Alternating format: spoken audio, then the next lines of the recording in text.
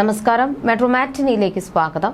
തുടക്കത്തിൽ സമ്മിശ്ര പ്രതികരണങ്ങളാണ് ലഭിച്ചതെങ്കിലും ജിത്തു ജോസഫ് സംവിധാനം ചെയ്ത മോഹൻലാൽ നായകനായ ദൃശ്യം 3 തിയേറ്ററുകളിൽ ഒരു വൻ ബ്ലോക്ക് ബസ്റ്ററായി മാറിയിരിക്കുകയാണ്.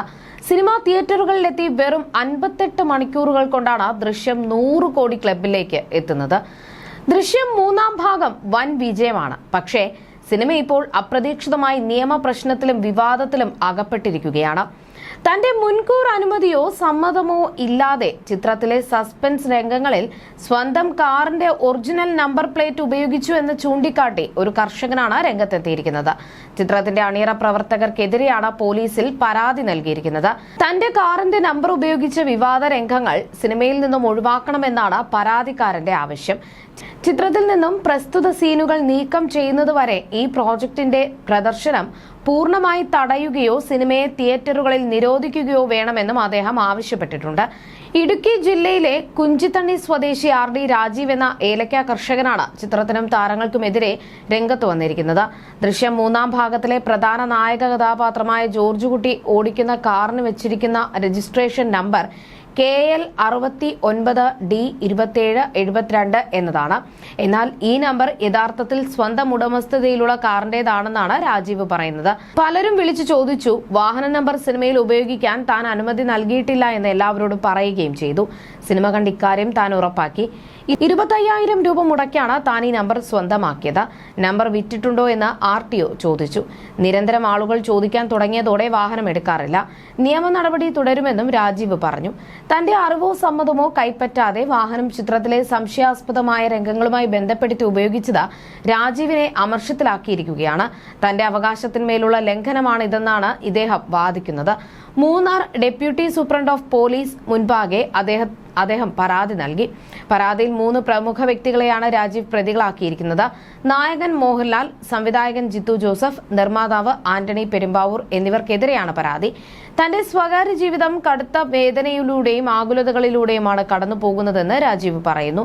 തന്റെ ജീവനോപാധിയും വീട്ടിലെ നിത്യോപയോഗ വാഹനം കൂടിയായ കാറിന്റെ നമ്പർ ചിത്രത്തിലെ പ്രധാന സീനുകളിൽ പ്രത്യക്ഷപ്പെട്ടത് മൂലം കടുത്ത പരിഹാസങ്ങൾക്കാണ് താനും തന്റെ കുടുംബവും ഇരയാകേണ്ടി വന്നത്. നാട്ടുകാരും സുഹൃത്തുക്കളും ദൃശ്യം രാജീവ് എന്ന് കളിയാക്കി വിളിക്കാൻ തുടങ്ങിയത്രേ. സിനിമയിലെ ജോർജ് കുട്ടിയെ പോലെ റിയൽ ലൈഫിലും താൻ എന്തോ രഹസ്യമായ കുറ്റകൃത്യങ്ങളിൽ പങ്കാളിയായിട്ടുണ്ടെന്ന തരത്തിലുള്ള വ്യാജ പ്രചാരണങ്ങളും നാട്ടിൽ പരക്കാൻ തുടങ്ങിയിട്ടുണ്ട്.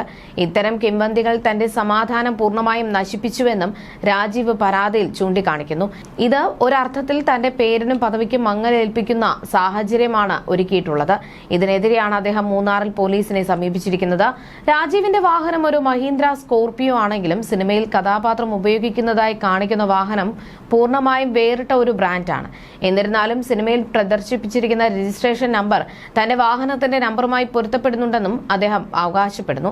സിനിമയിൽ തന്റെ വാഹനത്തിന്റെ നമ്പർ പ്ലേറ്റ് ഉപയോഗിക്കുന്നതിന് മുൻപ് നിർമ്മാതാക്കൾ തന്നെ സമീപിച്ചില്ല എന്നും അറിയിപ്പൊന്നും നൽകിയില്ല എന്നും പരാതിക്കാരൻ പറയുന്നു. രംഗങ്ങൾ നീക്കം ചെയ്യാത്ത പക്ഷം നിർമ്മാണ സംഘത്തിനെതിരെ കൂടുതൽ നിയമ നടപടി സ്വീകരിക്കുമെന്നും അദ്ദേഹം വ്യക്തമാക്കി. അതേസമയം മോഹൻലാലിന്റെ ബ്ലോക്ക് ബസ്റ്റർ ചിത്രം ദൃശ്യം 3 OTTയിലേക്ക് എത്തുകയാണ്. ജൂൺ 18 മുതൽ ആമസോൺ പ്രൈമിലൂടെ സിനിമയുടെ സ്ട്രീമിംഗ് ആരംഭിക്കും.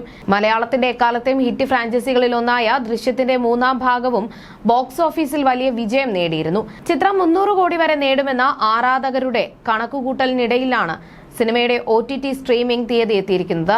മോഹൻലാലിന്റെ പിറന്നാൾ ദിനത്തിൽ റിലീസ് ചെയ്ത ദൃശ്യം 3 200 കോടി ക്ലബിൽ ഇടം നേടുകയുണ്ടായി. മോഹൻലാൽ എന്ന അതുല്യ നടന്റെ വിസ്മയിപ്പിക്കുന്ന അഭിനയ മുഹൂർത്തങ്ങൾ കോർത്തിണക്കി മികച്ചൊരു ഇമോഷൻ ത്രില്ലറായാണ് ജിത്തു ജോസഫ് ചിത്രം ദൃശ്യം 3 ഒരുക്കിയത്. മോഹൻലാലിനൊപ്പം മീന, എസ്തർ അനിൽ, അൻസിബ സിദ്ദിഖ്, ആശാ ശരത്, മുരളി ഗോപി എന്നിവർ ദൃശ്യം 3യിലും പ്രധാന വേഷങ്ങളിൽ എത്തുന്നുണ്ട്. ആദ്യത്തെയും രണ്ടാമത്തെയും ഭാഗങ്ങളിലെ കഥാപാത്രങ്ങൾക്കൊപ്പം ചില പുതിയ കഥാപാത്രങ്ങളും സിനിമയിലുണ്ട്. തിയേറ്ററിൽ ലഭിച്ച പ്രതികരണം സിനിമയ്ക്ക് OTTയിലും നേടാൻ കഴിയുമോ എന്നറിയാനുള്ള കാത്തിരിപ്പിലാണ് ആരാധകർ. റിലീസ് ചെയ്ത 7 ദിവസം കൊണ്ടാണ് ചിത്രം 200 കോടിയുടെ നേട്ടം ഉണ്ടാക്കിയത്.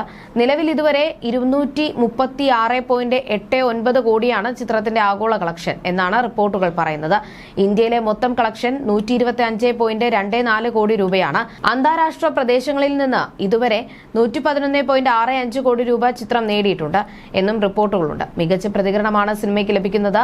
ദൃശ്യത്തിന്റെ 3-ാം ഭാഗം മികച്ച ദൃശ്യാനുഭവമായി മാറിയെന്നത് ക്ലൈമാക്സിന് ശേഷം തിയേറ്ററിലെ പ്രേക്ഷകരുടെ കൈ കയ്യടികളിൽ തെളിവാണ്. സിനിമ മേക്കിങ്ങിനും കഥയ്ക്കും കയ്യടി ലഭിക്കുന്നുണ്ട്. പ്രേക്ഷകനെ ഞെട്ടിക്കുന്ന സസ്പെൻസുകൾ കൊണ്ട് സമ്പന്നമാണ് ദൃശ്യം 3 എന്നാണ് അഭിപ്രായം. മോഹൻലാലിന്റെ അടുത്ത ബ്ലോക്ക് ബസ്റ്റർ ചിത്രമാകും ദൃശ്യം 3 എന്നാണ് വിലയിരുത്തൽ. മലയാളത്തിൽ ത്രില്ലർ സിനിമകൾക്ക് പുതിയൊരു ബെഞ്ച് മാർക്ക് നൽകിയ ചിത്രമായിരുന്നു മോഹൻലാൽ ജിത്തു ജോസഫ് കൂട്ടുകെട്ടിലെ ഒരുങ്ങിയ ദൃശ്യം 3. ജോർജ് കുട്ടിയും കുടുംബവും അവരുടെ നിലനിൽപ്പിനായുള്ള പോരാട്ടങ്ങളും മലയാളി പ്രേക്ഷകർ ഇരുകയും നീട്ടി സ്വീകരിച്ചപ്പോൾ ഒരു രണ്ടാം ഭാഗവും സിനിമയ്ക്ക് ഉണ്ടായി. ഇന്ത്യയും കടന്ന് ചൈനീസും കൊറിയനും ഉൾപ്പെടെ നിരവധി ഭാഷകളിലേക്ക് റീമേക്ക് ചെയ്യപ്പെട്ടിരുന്നു.